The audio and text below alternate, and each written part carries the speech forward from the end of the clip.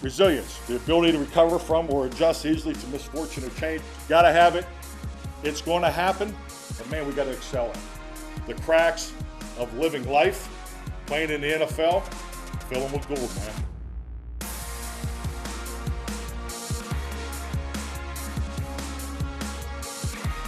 It's week number 4 of this NFL season. Time for another edition of the Mike McCarthy Show, powered by Reliant Energy inside the Globe Life studio here at the Star in Frisco. Bill Jones alongside Cowboys head coach Mike McCarthy as the Cowboys go for 3 in a row on Sunday, a noon kickoff against the Washington Commanders. And coach, 2 straight division games, big win on Monday night against the Giants, and a short week. There's a lot of challenges in a short week, right? Oh, definitely. I mean, you love the division games. Obviously, we understand the importance of it. But, coming off of a Monday night road game, it's a challenge. But I think our players have done an excellent job adjusting, doing the little things. Because, this is more about the mental and the emotional, getting ourselves right, just doing enough physically to make sure we're in tune with the plan. And so far, so good. All right, you look at this Washington team, and I want to start with them defensively. What is it that jumps out at you defensively? When I look at their roster, when fully healthy, they've got 5 first-round draft picks in their front 7, and that Jonathan Allen is pretty good in the middle there, who made the Pro Bowl last year with 9 sacks. Oh, definitely. I mean, it starts with Allen Payne and just keep going. So, no, their front 7 is definitely really talented. I mean, it starts with those guys. They play to their front 4. Now having a chance to compete, against this football team a couple times, there's definitely carryover from last year. But I really like the way Davis and Holcomb play at the linebacker position too. So this is an excellent defense. All right, let's talk a little bit about your run game. We talked a little bit last week about it, and you said you wanted to get the carries up a little bit around the 30 mark, and 28 carries between the two, Tony Pollard and Zeke Elliott. I love seeing the balance that you have on offense, and that is when you can use Zeke between the tackles and Pollard spring him loose, and sometimes him between the tackles too. It really shows what they could do last week against the Giants. Definitely. I mean, I think there's a couple components to it. Number one, it's getting the runs called, and I thought Kellen did an excellent job, with that, because not only did we have 28 carries, but we probably had 34, 35, runs called in the game, and with that means your run blocking unit is firing off the ball, controlling the line of scrimmage, and it translates to a better normal D&D passing game, in my opinion. So, and then the other part is what you've already stated, the touches. I think ball distribution is probably one of the most important statistics week in and week out for an offense, and I really like the way the ball was distributed against the Giants. If you could draw up a play for Jason Peters' first play, it's a 46-yard run by Tony Pollard, and that was just the way it was scripted right there. Definitely. I mean, Jason goes in, you run an inside zone, and it comes out the gate. So it was great to have him out there. But we're just staying on track. With our plan. We wanted to get him in there for 15 to 18 plays, and I think he was in there for 16. So that was a good start. And I just think once again we got to remember, he wasn't here for camp, and he's still working his way to get ready. All right, another explosion play on offense. Zeke's 27-yard run, but I got to ask you about Tyler Smith on that play. I mean, it was like the sideline was exploding, not because Zeke was going 27 yards. What Tyler Smith was doing on that play was fun to watch. Oh, no doubt. I mean, obviously he had the first 2 blocks and cleaned up on the third, but I was kind of disappointed that he didn't get a fourth.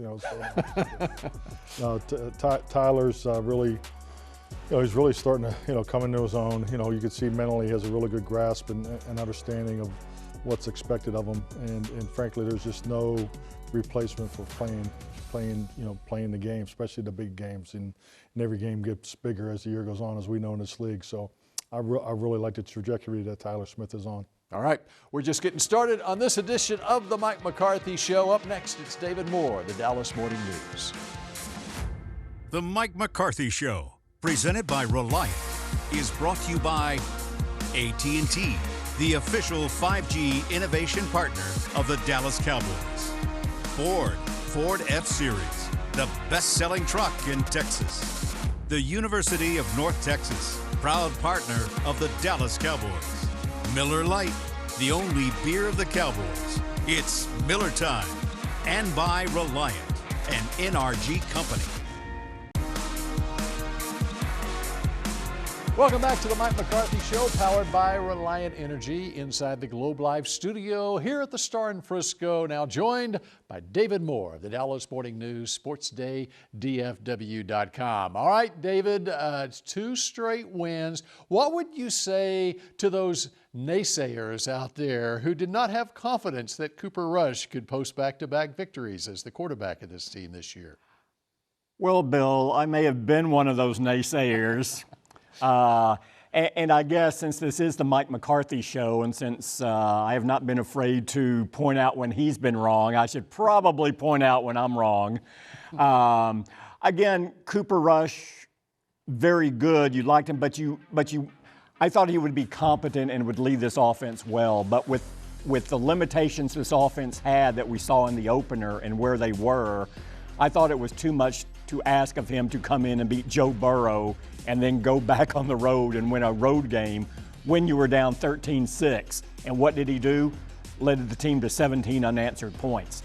He's just been outstanding and so decisive. And he's kind of the classic backup quarterback where I think people look at him and go, well, you can upgrade there, right? You can get someone more athletic or with a bigger arm or, more mobility. But Cooper Rush not only knows this offense, he's decisive. He makes decisions quickly, and you're seeing that by how this team has responded to him. Okay. But completely missed that. Did not see him out-dueling Joe Burrow in Cincinnati and then following that up with what he did in New York. And since it's confession time here, I'll go ahead and point out that I was one of those who wondered, okay, Tyler Smith is going to play left tackle after taking no snaps at left tackle during the preseason. It's ridiculous. What's Mike McCarthy thinking about? What is he thinking? And sure enough, here he is, and he looks pretty good to me at left tackle. Looks good enough after 3 games that the coaching staff has determined, and it is difficult to argue on this point that, well, no, maybe we work Peters in at left guard, that we've seen enough from Tyler Smith that he can handle this position. We know that's his long-term position. That's why we drafted him to play left tackle. Why mess with that now? He's earned the right to stay out there, and we'll reconfigure the line at left guard from there. And so now the competition, I think, with Peters as he ramps up, Connor McGovern coming back, and Matt Farniok, who's been in there. But now you're looking at a potential left side of Peters at left guard once he's completely up to speed, and keeping Tyler Smith at left tackle. Did not foresee that. Any other player you'd like to apologize to at this point? Well, how about Noah Brown? Let's throw Noah Brown. Well, Noah Brown, I thought he was an Oxnard creation, which he has said before. He's had some good camps and it didn't materialize. He reminds me a lot of Jaron Kearse from the standpoint of he has been in this league for a while, didn't have that many opportunities, and then he gets it and you go, well, why wasn't this guy playing earlier? This guy's pretty good. And he's shown in these last 2 games. I thought he got that position a little bit by default, and when Michael Gallup came back, his role would diminish and leave this offense. He has shown he deserves a role in this offense off of how he's played early this season. So, yeah, Noah Brown too. All right, so there it is. Apologies. Confession time. Although we both reserve the right to change our opinion come next week. Yes, exactly, always, because that's what we do in the media. That's exactly right. David Moore, we appreciate it. And up next, how about Tony Pollard? We hear from him next.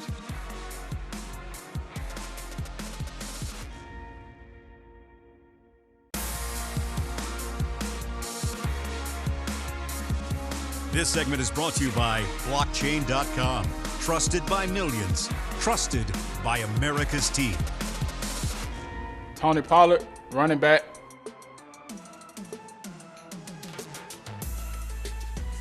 I mean, actually, it's fun. We got young guys in the building. They bring a lot of energy. It's a lot of learning going on. So it's just fun to see the progress, that the guys make week in and week out.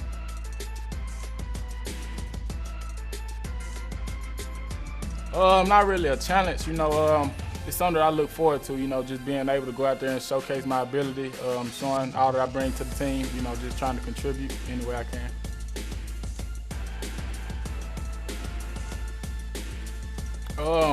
It's kind of like, being a kid playing football in the backyard, playing backyard football, once you see daylight and just hitting it, you got your eyes locked in. It's almost like tunnel vision and just trying to get in the end zone.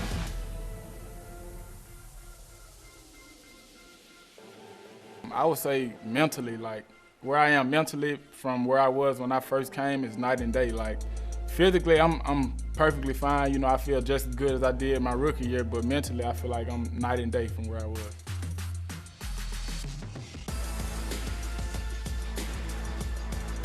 The biggest challenge, I would say, you know, those guys do a good job, you know, penetrating the offensive line, you know, getting pressure on the QBs, making plays. You know, they run a lot of stunts and games like that. So just being locked into the details and just ready to pick up whatever they come with. Tony Pollard doing some great things last week, and I'm now joined by Will McClay. Let's take a look at some of these weapons on this Washington offense. Yeah, we're going to talk about weapons. You know they have McLaurin. He's the #1 guy. They drafted Jahan Dotson. They've got the running backs. They've got McKissick. But a unique piece here is Curtis Samuels from the Ohio State. Sort of a weapon-type player with unique speed, and they're going to use him all over. Most targeted guy. We're going to see him here in the backfield. They're going to use him running the football. Use misdirection. Now, that's running the football like a running back. You got to account for him that way in your defense. All right, that was against Jacksonville. And by the way, they beat Jacksonville in the season opener. And here we're going to look at him last week against Philadelphia. This is the very first play of the game. He comes on the jet sweep. Yes, they're going to use him, as I said, all kind of ways. They're going to use him in jet motion. He's so fast and elusive that they don't block the guy on the end here, and he's going to break the tackle and get to the second level. And with that speed, it's something we have to account for. We got to be disciplined in our lanes. You know, you look at him, and he's averaging 6 yards a carry when they give him the football. In the passing game as well, he's got 22 catches on the season. Here's an example of that against Detroit. Again, how they use personnel, they have all this speed outside. Now they're going to take him, they're going to motion, they're going to use all these pieces for motion, see what the defense is doing. Defense thinks they have him. They're going to go set him in motion. Oh, McLaurin's going to block. No, he's not. They're going to use the speed to expand the zone and then hit a big play using the different ways that they can use him. You know, he's a guy that you have to keep your eye on, know exactly where he is on the field. How about this little note on him? In high school, Brooklyn, New York, okay?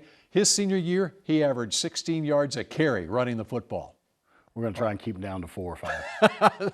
That sounds good. Will McClay, we appreciate it. And the coach rejoins us when the Mike McCarthy Show continues in a moment. This segment was brought to you by Blockchain.com. Trusted by millions. Trusted by America's team.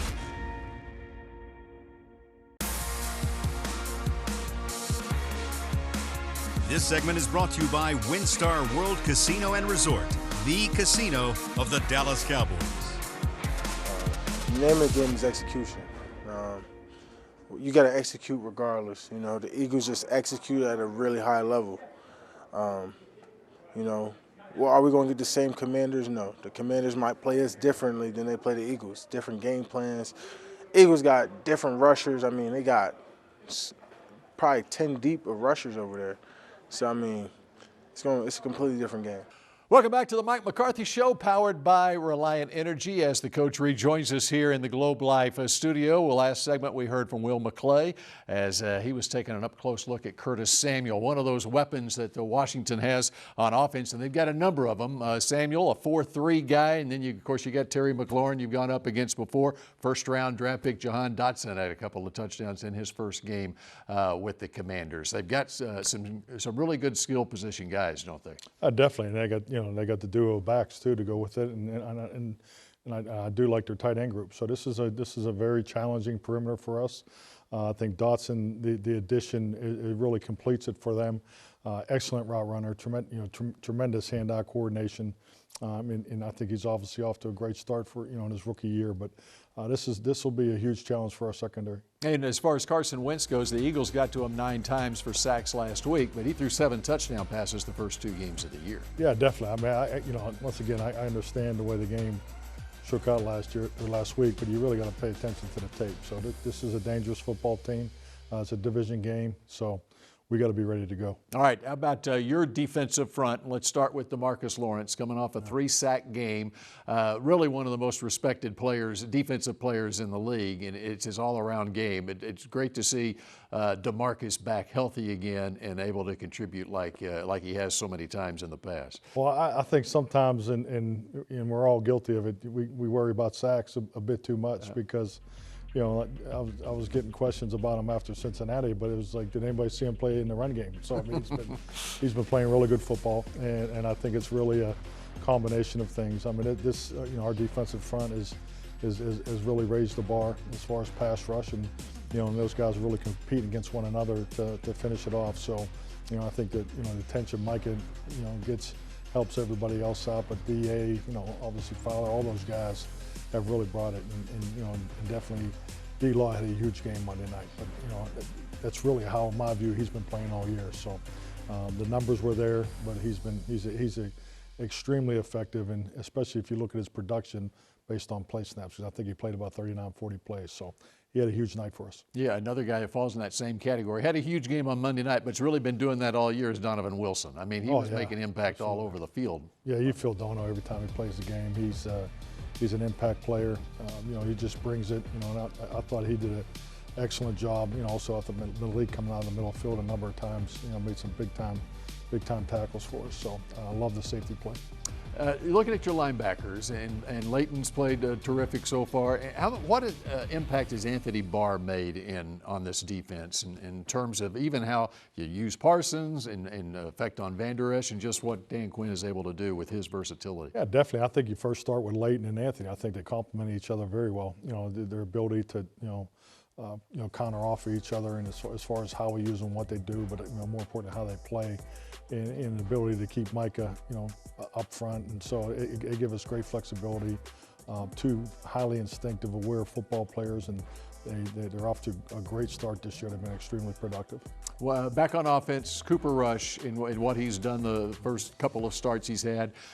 You know, we talk about his cool, calm, you know, everything about that aspect of his game, but he makes the throws too, as he did so often in the game against the Giants. I mean, I think, you know, everybody, you know, you talk about his personality, let's talk about his performance. I think he's performed at a very consistent high level. You know, the 2 weeks he's been in there. So, you know, and he's going to be challenged more this week. I mean, because you know, every time you put the video out there, you know, people have more time to prepare for you. So, but you know, I think Cooper's doing a really good job of, you know, staying, you know, within the offense, and you know, the at the line of scrimmage adjustments with Kellen and Doug. You know, I just like the whole operation of that quarterback room. So he's playing really good football. All right, we wrap up the Mike McCarthy Show in just a moment with a couple of unsung stars of the week.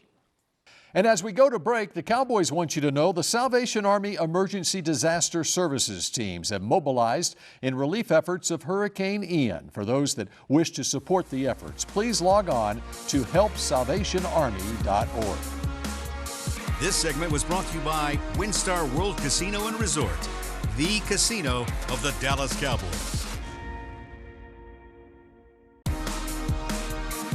Final couple of minutes of the Mike McCarthy Show, powered by Reliant Energy, and a couple of unsung stars I want to talk about this week. With Dalton Schultz out on Monday night, your two rookie tight ends stepped up in a big way. The fourth-round pick, Jake Ferguson, out of Wisconsin, and another Big Ten guy, Peyton Hendershot, out of Indiana. You have to love these guys, don't you? I love them. I love almost everything about them except they're jumping. But yeah, no, they're off to just so proud of those two young men. I know everybody was excited to see them get the opportunities, but more importantly, just so impressed with what they did. So, you know, just their style of play, you know, they've done a really good job really up until, you know, Monday night with their role, and that's what you want out of your young players. You know, you get an opportunity to step into the number one slot, and particularly on certain schemes, and you know, they give you opportunities to make plays, and they did an excellent job. And of course, Jake Ferguson, the grandson of the Hall of Fame coach from Wisconsin, Barry Alvarez. I wonder, in your time in Wisconsin, you run across Barry Alvarez much? Oh, absolutely.